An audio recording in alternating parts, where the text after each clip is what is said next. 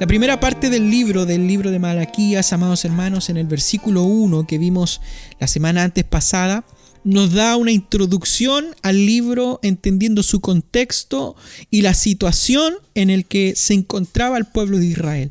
Hablábamos sobre la autoridad de la palabra, ¿no es cierto?, de Dios, y vimos cuál era el tema principal del libro de Malaquías, y vimos, amados hermanos, en base a toda la introducción del libro, que la gracia de Dios, la misericordia del Señor, ha sido para con nuestras vidas, ha sido para con nosotros, su bondad y su misericordia. Trata sobre el problema de la degeneración espiritual, la fosilización de la fe, ¿no es cierto?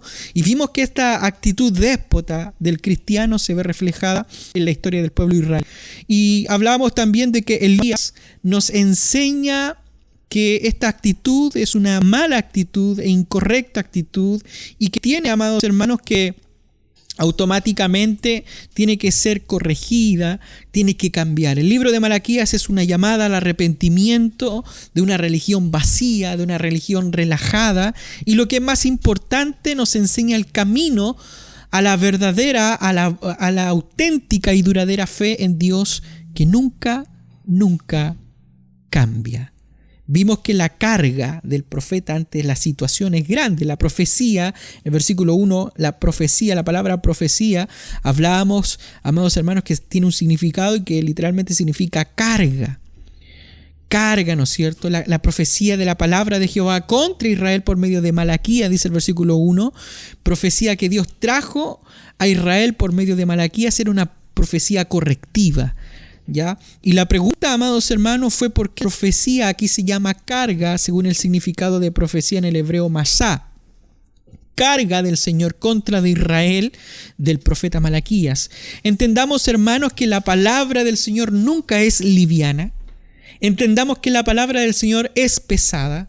Y no hablo, hermanos, de que sea aburrida, sino que es una palabra llena de valor, llena de autoridad. Y como se trataba de una palabra correctiva, claramente era una palabra que traía una carga no solamente sobre el profeta, sino también sobre el pueblo. El pueblo del Señor no quería escuchar la carga del Señor. Y dijimos, amados hermanos, en la introducción, que las Escrituras son la voz de Dios y que la iglesia es su eco.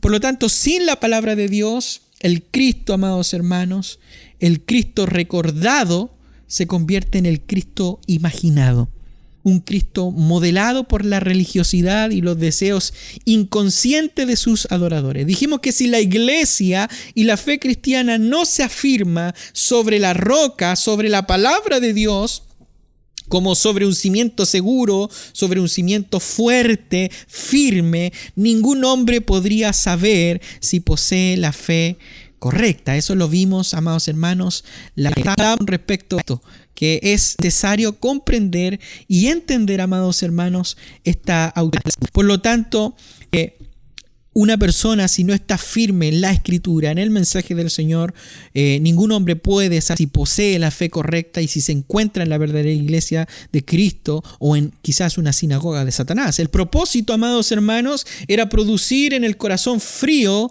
de ellos un temor reverente hacia Dios.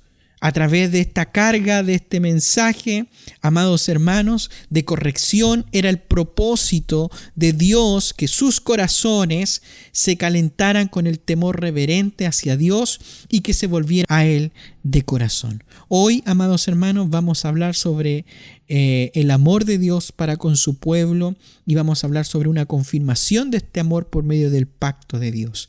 El contenido general de los versículos que acabamos de leer: Dios, amados hermanos, está reprendiendo a Israel por medio del profeta a causa de su escepticismo. ¿Y qué es escepticismo? Escepticismo significa que siempre se duda de todo. Y aquí el pueblo de Israel está reprendido, amados hermanos, o está siendo reprendido por causa de esto, ya que estaba poniendo en tela de juicio, en duda, el amor de Dios. Y una de las cosas que debemos entender, hermanos, es que la mayoría de los problemas dentro del pueblo del Señor, dentro de la iglesia, dentro del cristianismo, amados hermanos, la mayoría de los problemas dentro del pueblo del Señor y en la vida del creyente es porque se comienza a poner en duda, amados hermanos, el amor de Dios Se pone en duda de que Dios nos ama. Por lo tanto, hoy en esta noche, si usted quiere tomar apuntes, vamos a estar hablando sobre el amor de Dios declarado, el amor de Dios puesto en duda y el amor de Dios demostrado. Ese es el bosquejo del sermón para el día de hoy. Y mire lo que dice el versículo 2 para comenzar con el principio de esta predicación, y es el amor declarado de Dios. Versículo 2 dice: yo os he amado, dice Jehová, y dijisteis: ¿en qué nos amaste? ¿No era Esaú hermano de Jacob, dice Jehová, y amé a Jacob? Esta palabra es interesante: yo os he amado. Aquí, amados hermanos, el libro comienza con un resumen de lo que las personas deben o no hacer. No comienza, amados hermanos, con un resumen de qué es lo que hay que hacer, sino que comienza, amados hermanos, con un hecho divino.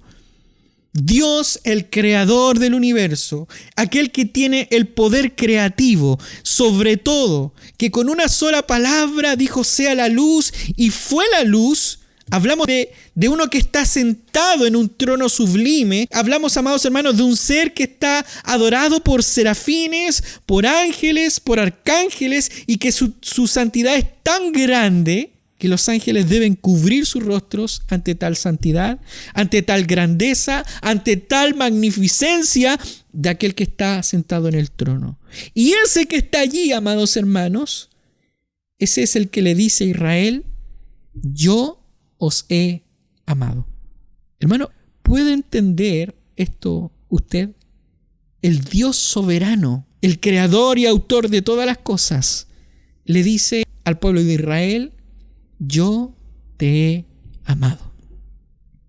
Y aquí, amados hermanos, nos damos cuenta que no empieza con la forma en que el pueblo ha actuado con Dios, sino que el versículo 2, amados hermanos, y el libro en sí comienza, amados hermanos, con la forma en cómo Dios se ha portado con ellos.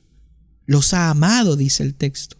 Aquí, amados hermanos, el Señor expresa su amor, expresa su acción, expresa su preocupación al momento de decirle: yo os he amado.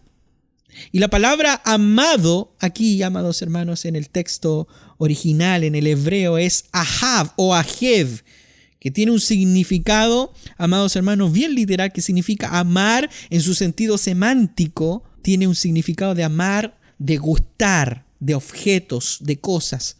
Lo cual aquí, amados hermanos, vemos claramente el amor direccionado de Dios hacia su pueblo como objeto de su amor. Y esta, amados hermanos, no es una declaración general del amor universal que Dios tiene por la gente, sino que el Dios de Israel habló, amados hermanos. Él trajo a la existencia a este pueblo, Él lo cuidó, Él lo formó, y todo esto por más de 1500 años atrás en base a su pacto. El amor, amados hermanos, de Dios comienza en la eternidad. Dice Jeremías capítulo 31, versículo 3, con amor eterno te he amado, por tanto te prolongué mi misericordia. Hermanos, el pueblo era objeto de su amor, era la niña de sus ojos. Sobre muchas naciones, amados hermanos, el pueblo de Israel fue escogido por Dios. Cuando Dios mira la creación, escoge a una nación que no era ni la más grande, ni la más poderosa, ni la más santa, y a esta nación Dios le dice: yo te he amado. Qué interesante. Quisiera aclarar aquí el versículo 2, específicamente el amor aquí expresado por Dios, el cual es un amor no común, no es un amor común y corriente, sino que es un amor pactual, es decir, con un amor leal, un amor comprometido.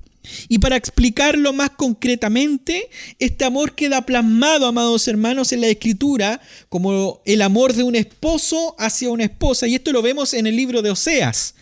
Cuando Dios manda al profeta Oseas, ¿no es cierto?, a casarse con una prostituta, de la misma manera, en la tipología del amor de Dios expresa, ¿no es cierto?, el amor hacia este pueblo infiel. Pero no tan solamente vemos este amor que queda plasmado en la Escritura como el amor de un esposo hacia una esposa, sino que este era un amor fiel, y vemos este amor aquí en el versículo 6 como el amor de un padre también hacia sus hijos. Dice el versículo 6, el hijo honra al padre y el siervo a su señor. Si pues yo soy su padre, ¿dónde está mi honra?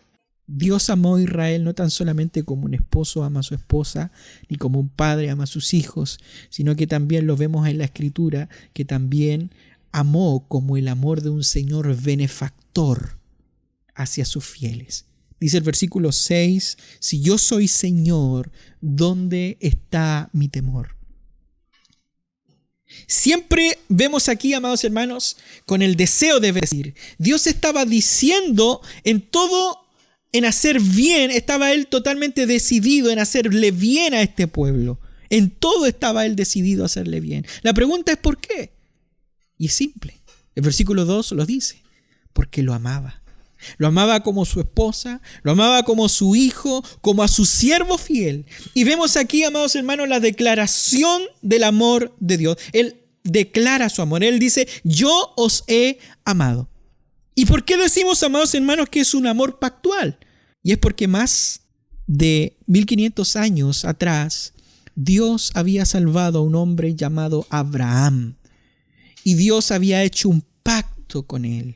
Dios había prometido incondicionalmente que Él bendeciría a Abraham, haciéndole padre de muchas naciones, y que por él serían benditas todas las naciones de la tierra. Y más tarde, cuando una parte de los descendientes de Abraham, a los cuales Dios había escogido, había crecido hasta convertirse en una gran nación, fueron esclavizados en Egipto, y Dios los rescató con su gran poder. Como con Moisés, ¿no es cierto?, a la cabeza del éxodo desde Egipto, tras redimir a aquella nación desde su esclavitud, Dios hizo otro pacto. Y esta vez hizo un pacto con toda la nación de Israel. Y este pacto hecho en el Sinaí, en el monte Sinaí, puso ante ellos dos opciones. Si le obedecían, Dios les bendeciría como nación. Sin embargo, si se apartaban de Él en sus corazones, volviéndose pecadores, volviéndose desobedientes, Dios los castigaría. Sin embargo, Dios se proponía a amarlos aún en ese castigo. Y los castigaría para de ese modo hacer que se arrepintieran y volvieran a Él, y Él, con ese amor benefactor, bendecirlos nuevamente. ¿Se da cuenta del carácter del amor de Dios aquí? Dios estaba resuelto a bendecirle, a bendecirlos, a cumplir las promesas que le había hecho a Abraham. Y esto nos lleva a la segunda parte de este sermón, amados hermanos, y es que el amor de Dios es cuestionado o puesto en duda. Dice el versículo 2 en la parte B, dice, pero vosotros decís, ¿en qué me has amado? Hermanos, es lógico que si es de maravillarse cómo este Dios santo, poderoso, lleno de poder y autoridad, de creador de todo, y sobre todo de ver cómo Él mira y considera una nación especial y le dedica su amor, es sorprendente, es maravilloso. Pero ¿saben lo que es más sorprendente? Es cómo un pueblo se atrevió a poner en duda o en tela de juicio su amor hacia ellos.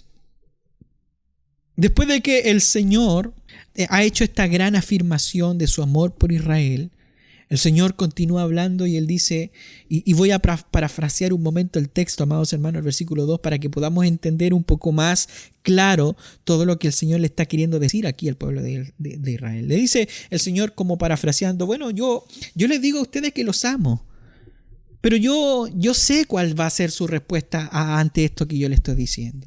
Y quizás, Israel, no lo vas a decir en voz alta, pero yo sé lo que hay en tu corazón. Y vas a responder con una pregunta cínica. Y me vas a decir, ¿cómo nos has amado? ¿En qué hemos sido privilegiados? Aquí, amados hermanos, vemos una respuesta instintiva y contradictoria del pueblo.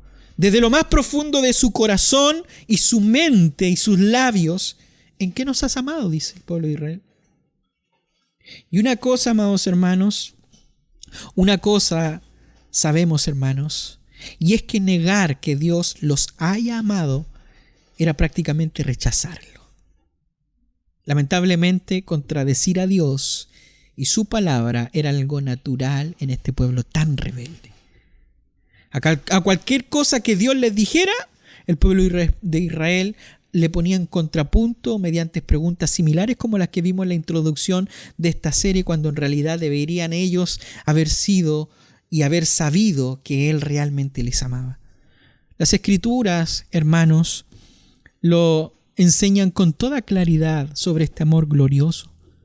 Y es evidente que en todas las muestras del eficaz amor divino que los eligió, demostrando sobre todo en hacerlos regresar del exilio en Babilonia, en la reconstrucción de Jerusalén, en la reconstrucción del templo, en la continua provisión de sacerdotes, de sacrificios, de profetas. Claramente, amados hermanos, Dios demostraba su amor para con ellos.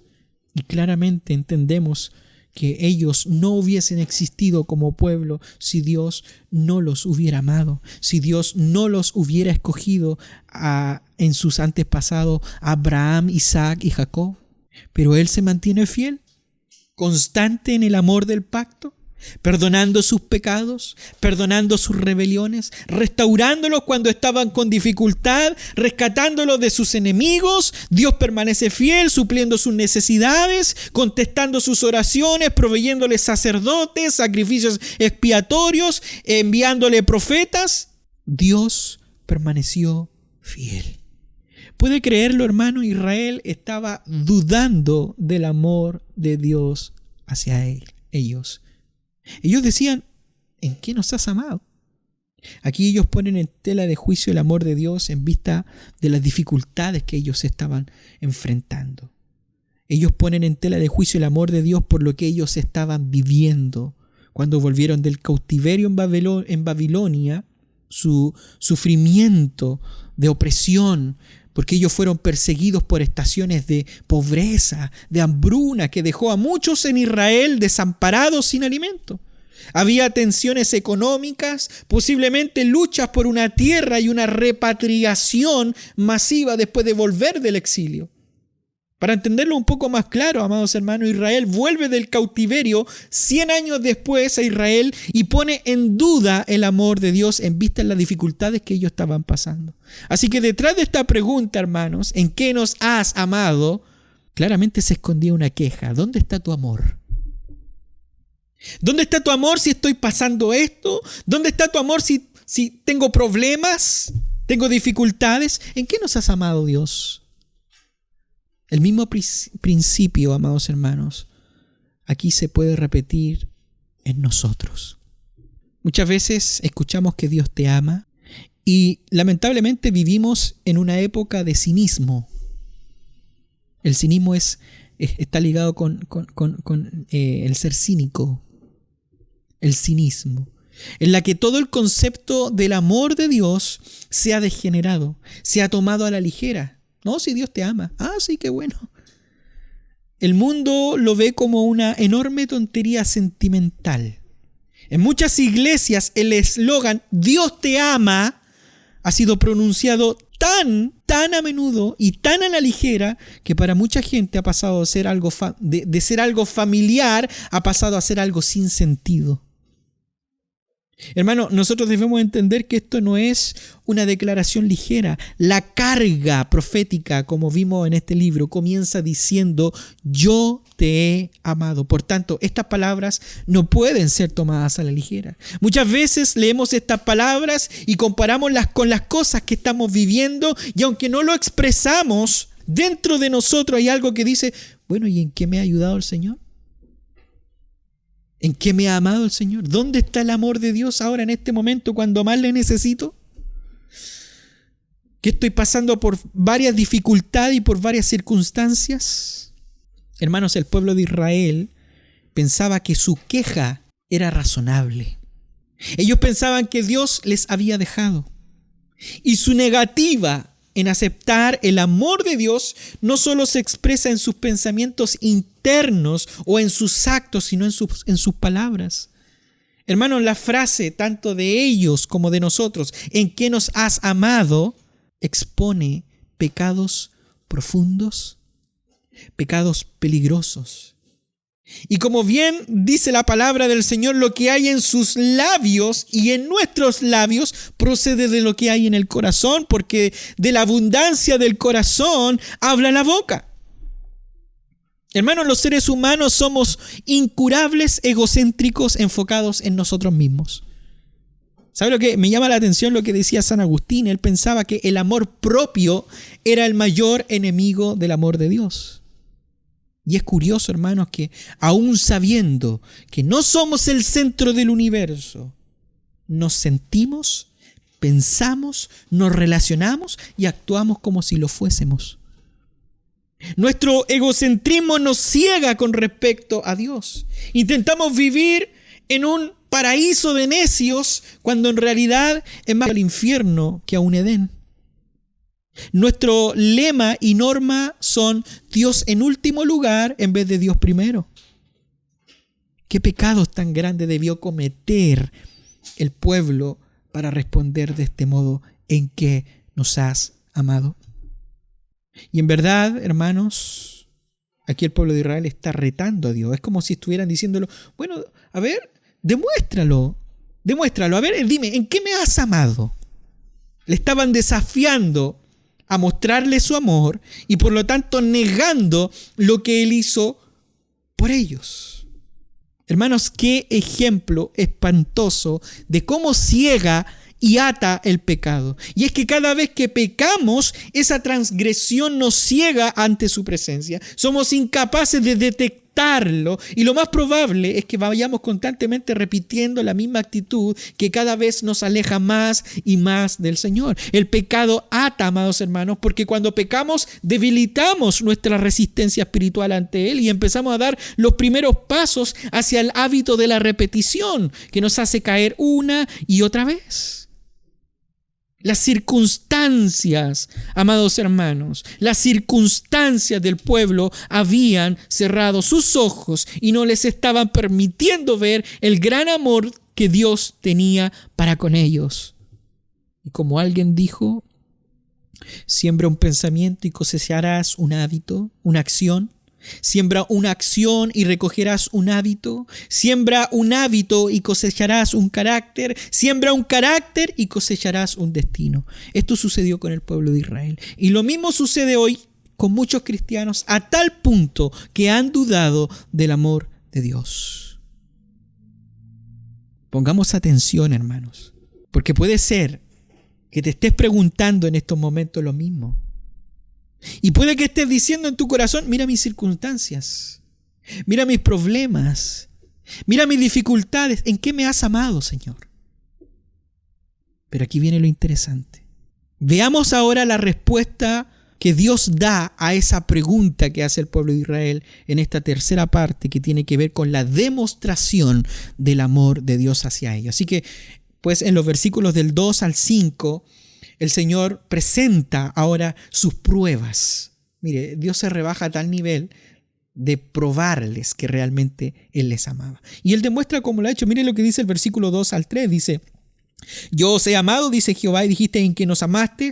No era Esaú, hermano de Jacob, dice Jehová, y amé a Jacob y a Esaú aborrecí, y convertí sus montes en desolación, y abandoné su heredad para los chacales del desierto. La pregunta es, ¿en qué Dios demostró su amor para con el pueblo de Israel? Bueno, en primer lugar, en base al texto bíblico, amados hermanos, podemos ver que Dios demostró su amor para con el pueblo de Israel por medio de la elección. Dice el texto, no era Esaú, hermano de Jacob, dice Jehová, y amé a Jacob y a Esaú aborrecí.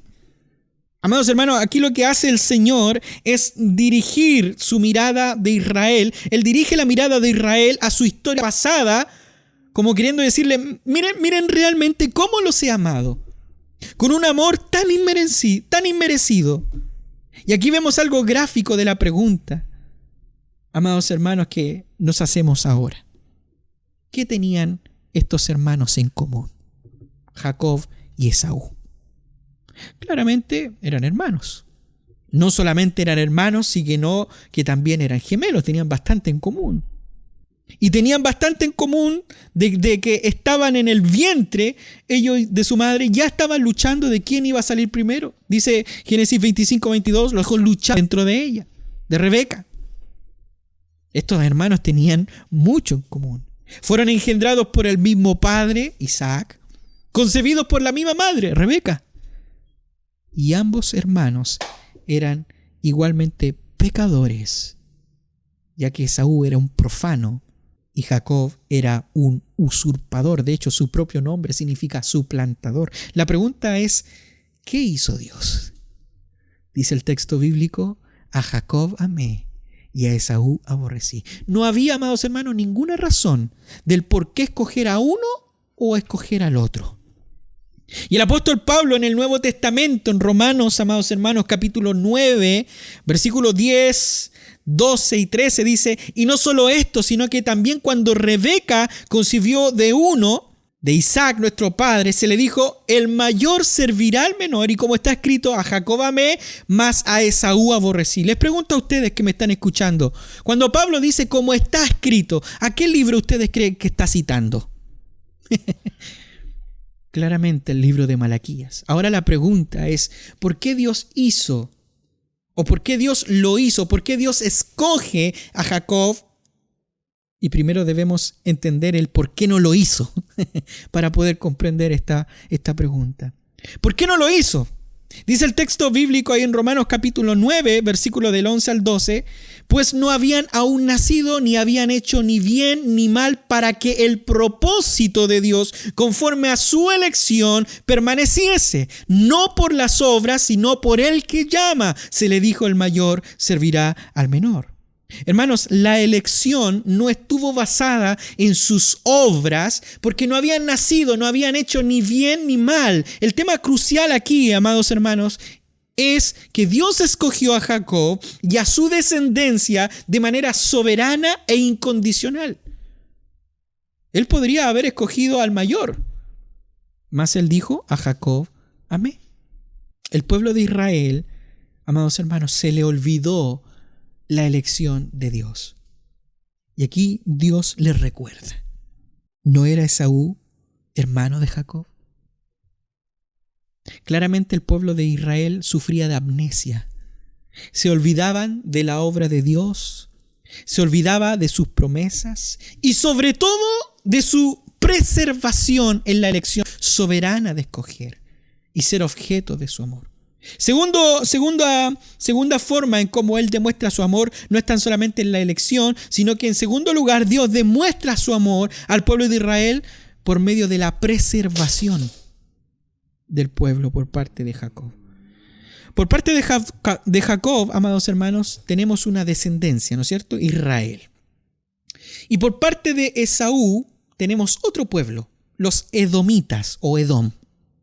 Y mire lo que dice el texto bíblico, dice, y convertí sus montes, está hablando de Esaú, aborrecí, y convertí sus montes en desolación y abandoné su heredad para los chacales del desierto. Edom fue oprimida por Babilonia, Judá también, ambos sufrieron la fuerza de Babilonia. Ambos pueblos eran descendientes de Abraham, pero Dios había escogido a Israel y no a Edom.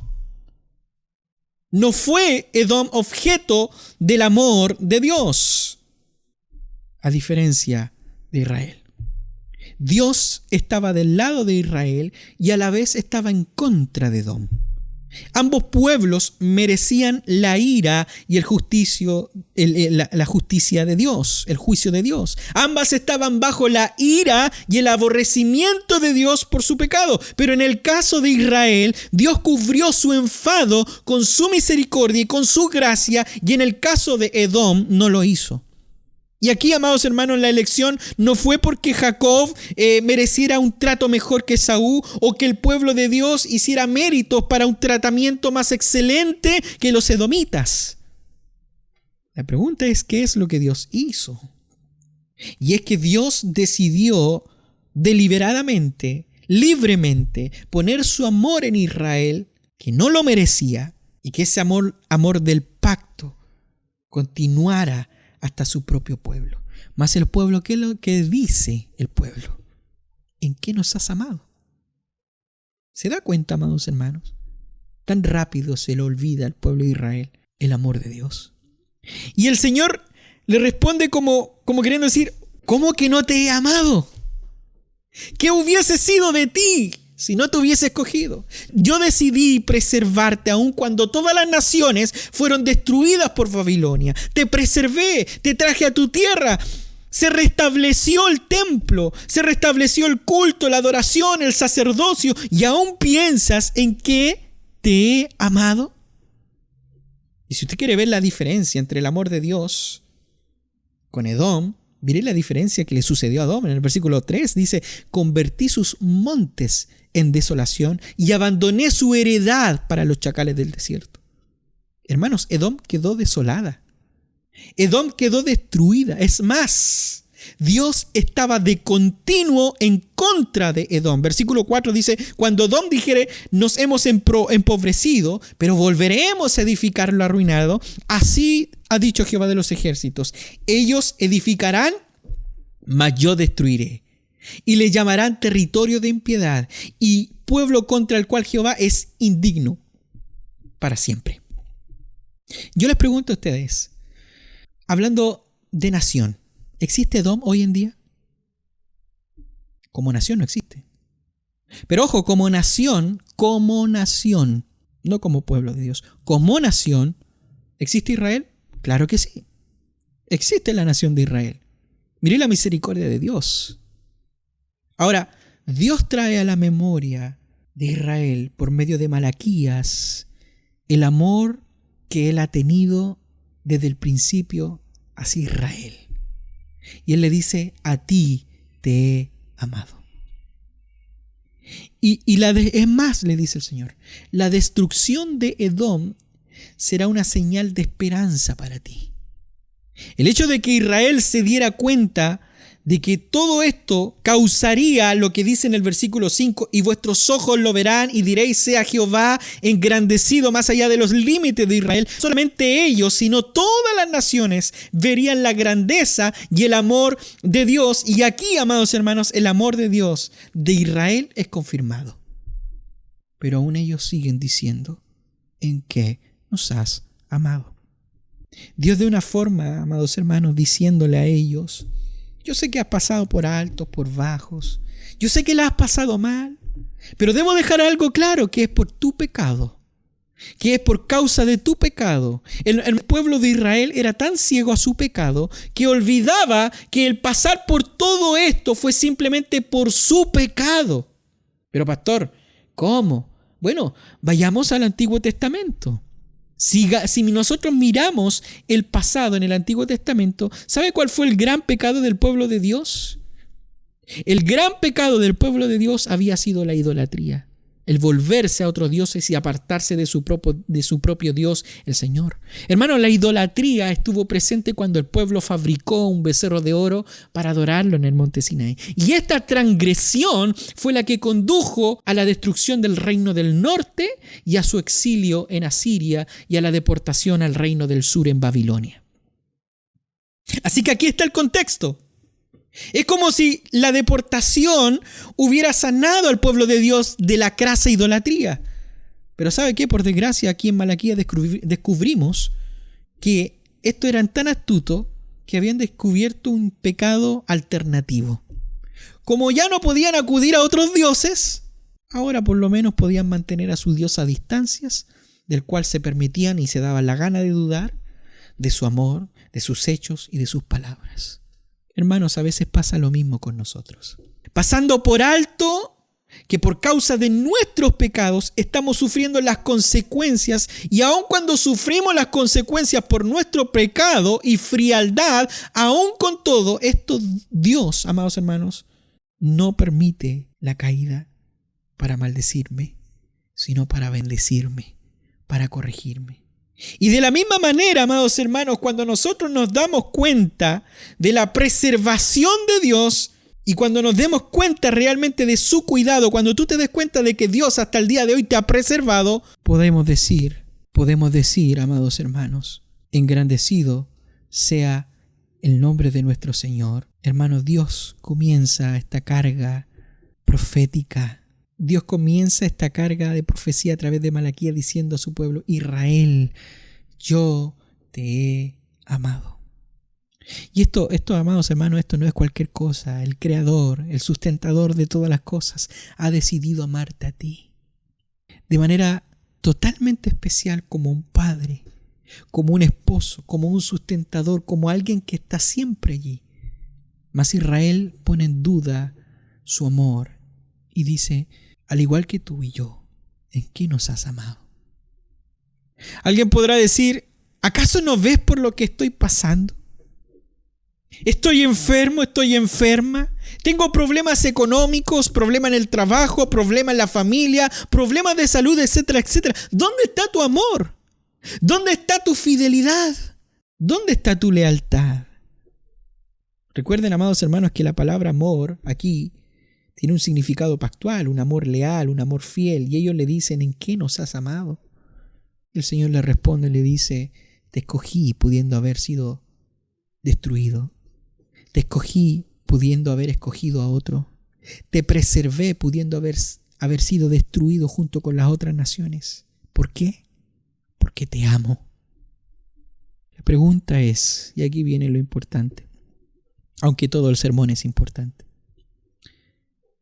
¿qué tiene que ver todo esto con nosotros? ¿Qué tiene que ver todo esto con nosotros? Claramente, hermanos, al seguir el rastro de la promesa de Dios a Abraham en las páginas del Nuevo Testamento, encontramos que gracias a la venida de Cristo, el perfecto Israel, aquellos de nosotros que estamos en Cristo por la fe, hemos pasado a ser hijos de Abraham. Dice Pablo en Gálatas capítulo 3, versículo 7, sabed por tanto que los que son de la fe, estos son hijos de Abraham. Y encontramos, amados hermanos, que hay un nuevo pacto comenzando en Jesús, por el cual la fidelidad que Dios dio a todo Israel como nación en el Antiguo Testamento ahora pertenece a los creyentes como individuos. Su palabra dice, amados hermanos, en Romanos capítulo 8, versículo 30, y a los que predestinó a estos también llamó, y a los que llamó a estos también justificó, y a los que justificó a estos también glorificó. Todo, amados hermanos, lo que se escribió, dice el apóstol Pablo, es para nuestro consuelo, es para nuestra esperanza. Más, amados hermanos, el apóstol dice: toda la escritura es inspirada por Dios, útil para enseñar, para redarguir, para corregir, para instruir en justicia, a fin de que el hombre de Dios sea perfecto, enteramente preparado para toda buena obra. Hermanos, la misericordia de Dios fue lo único que salvó a la iglesia del tiempo de Malaquías y es lo único que nos salva también hoy. La palabra del Señor dice en Tito capítulo 3, versículo del 3 al 7, porque nosotros también éramos en otro tiempo insensatos, rebeldes, extraviados, esclavos de concupiscencias y deleites diversos, viviendo en malicia, en envidia, aborreciéndonos unos contra otros. Pero cuando se manifestó la bondad de Dios, nuestro Salvador, y su amor para con los hombres, nos salvó no por obras de justicia que nosotros hubiésemos hecho, sino por su misericordia, por el cual el lavamiento de la regeneración y por la renovación en el Espíritu Santo, el cual derramó en nosotros abundantemente por Jesucristo nuestro Salvador, para que, justificados por su gracia, viniésemos a ser herederos conforme a la esperanza de vida eterna. El Dios vivo, el único que te ama tanto, que vino del cielo en la persona de su Hijo Jesús y murió específicamente por ti. El Hijo de Dios te amó y se entregó a sí mismo por ti, como dice el apóstol Pablo en Gálatas 2:20, el cual me amó y se entregó a sí mismo por mí. Y yo te pregunto, hermano, ¿cómo puedes haberte olvidado de estas cosas tan fácilmente?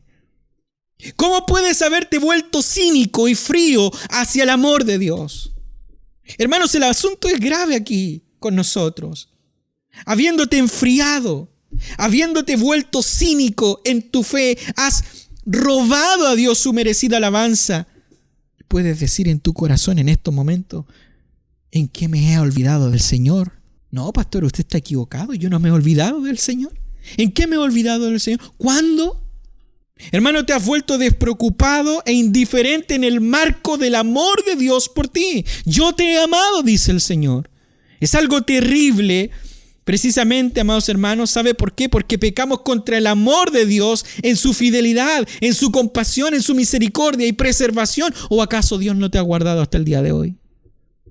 ¿O acaso Dios no te ha librado de la muerte? ¿No te ha ayudado el Señor, amado hermano?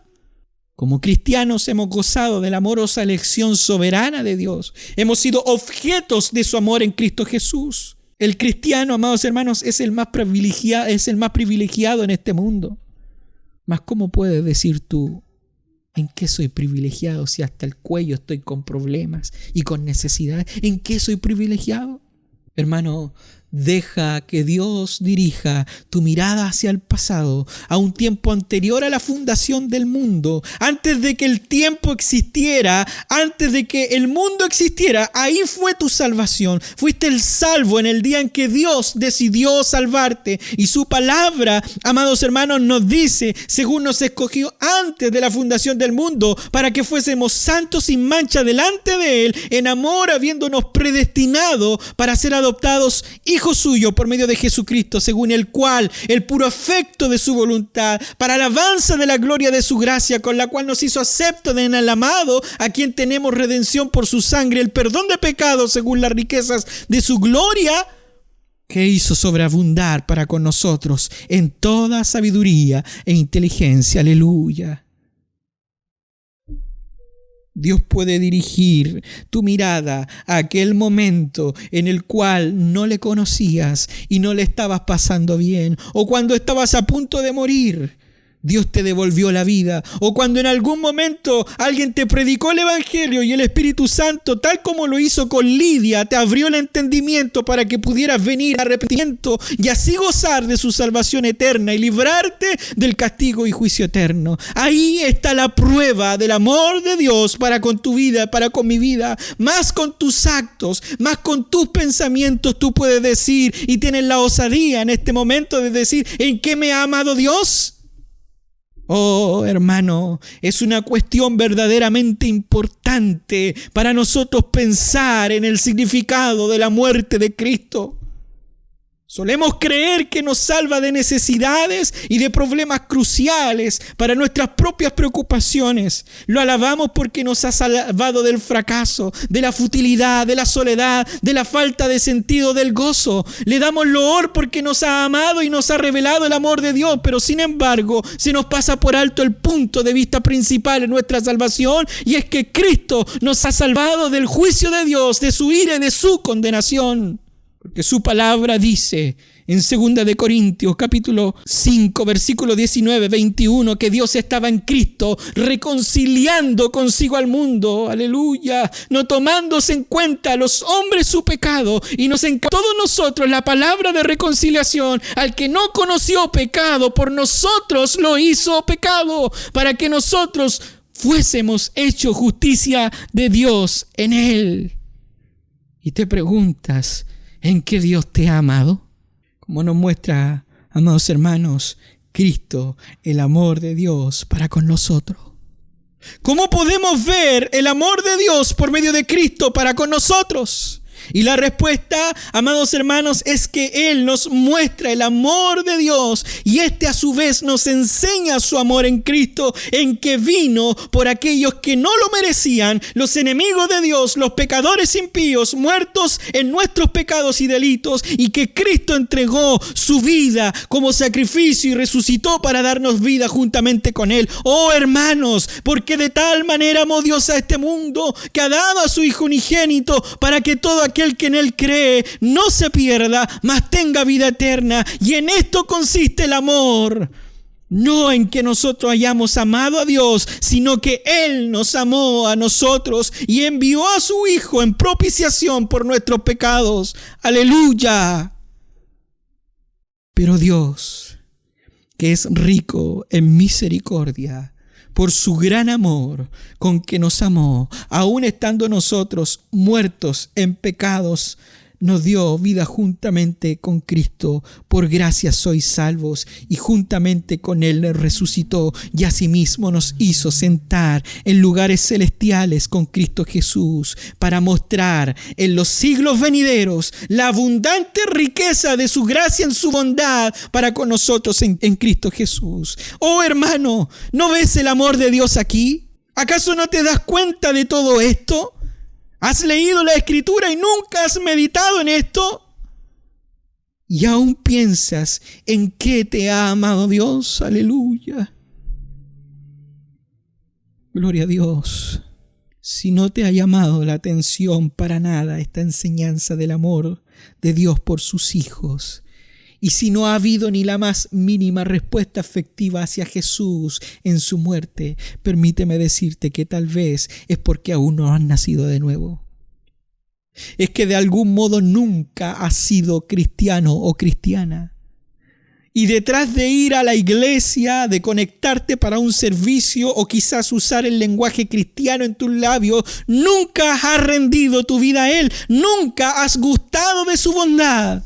El pueblo de Israel pensaba que podía seguir siendo el pueblo de Dios a la vez que lo cuestionaban, a la vez que lo criticaban y desconfiaban y declinaban el obedecerle. Y déjame aclarar algo aquí, mi hermano, y es que no existe un terreno gris, no existe un terreno neutral. Malaquías, al igual que el apóstol Pablo en el Nuevo Testamento, eran embajadores que llamaban al pueblo de Dios a la reconciliación con Dios, exhortándolos a no recibir su gracia en vano. El pueblo de Israel, al igual que muchos hoy en día que dicen ser cristianos, estaban con un ánimo de que hoy podemos ver en muchas iglesias, incluyendo a algunos de nosotros en nuestra iglesia, sin la suficiente valentía para apartarse de Dios, pero a la vez sin el valor necesario para amarlo y servirlo de todo corazón. Hermano, no existe tal cristianismo. O eres de todo corazón o no eres. O Dios es tu prioridad o el mundo y sus placeres. Si estamos edificando nuestras vidas, nuestros matrimonios, si no lo estamos edificando, se irá deshaciendo. Y creo que ya hay muchos matrimonios que ya están deshechos, que pueden decir en estos momentos dónde está el amor de Dios. Si no crecemos en nuestra confianza en Dios, esta se irá encogiendo. Y después no digamos que Dios no es fiel, cuando Él ha dado todo para nuestro bien, sino que somos nosotros. Dejamos de confiar en Dios, en Él, y sufrimos las consecuencias. Si no morimos al pecado, este irá ganando más poder en nuestra vida. Y luego no digas ¿dónde está Dios?, cuando hemos sido nosotros los que hemos cambiado por el placentero pecado que nos lleva a circunstancias feas y a sufrir consecuencias. Si no vivimos en justicia, vamos a estar totalmente lejos de la gracia de Dios. Nos estaremos distanciando si no vivimos en justicia. Y después no te preguntes por qué todo te va mal cuando hemos adoptado una vida injusta, una vida precaria de la justicia de Dios. Si nos mantenemos, amados hermanos, lejos de la coordinación juntamente con el Espíritu, entonces caminaremos a un ritmo diferente, o sea, el camino de nuestros propios deseos egoístas. Y después no te quejes de que ya no es lo mismo a cuando fue la primera vez que le recibiste, cuando todo era hermoso. El apóstol Pablo dice: digo pues, andad en el Espíritu y no satisfagáis los deseos de la carne. Si el fruto del Espíritu no va aumentando en nuestras vidas, las obras de la carne estarán ganando sobre nosotros. Y yo te pregunto hoy, hermano, hermana, ¿dónde está tu fidelidad para con Dios? ¿Dónde está tu amor? ¿Dónde está tu prioridad? ¿Dónde está tu memoria? ¿Estás poniendo en duda el amor de Dios por las circunstancias que estás viviendo? Recuerda que Israel también hizo lo mismo. Hermanos, aquí hay algo bien interesante y bien importante que hay que recalcar. Y recuerda que Israel hizo lo mismo. El no ver el amor de Dios en tu vida va a ser la causa de muchos males en tu vida. Por no ver el amor de Dios, Israel llegó a ser tan profano en su adoración para Dios. Qué fastidio de hoy. Hay que conectarse al culto. Qué fastidio.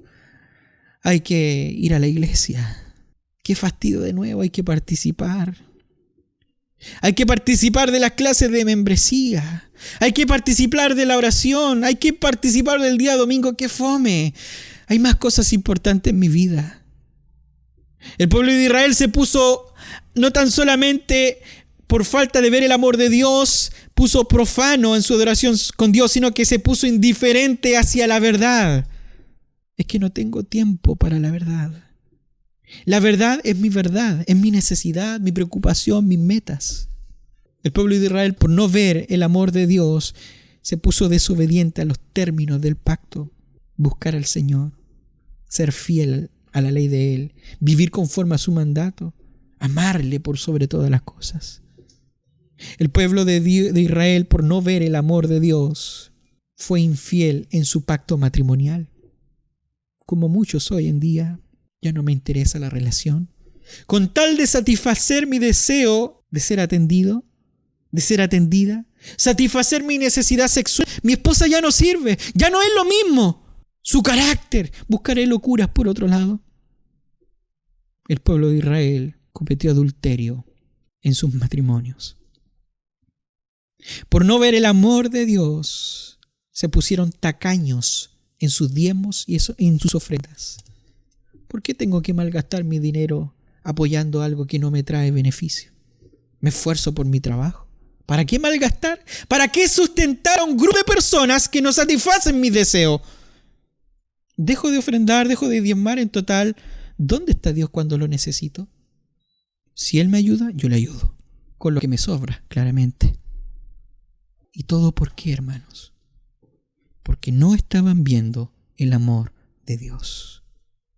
Y yo te pregunto en esta noche, ¿será eso lo que sucede contigo hoy?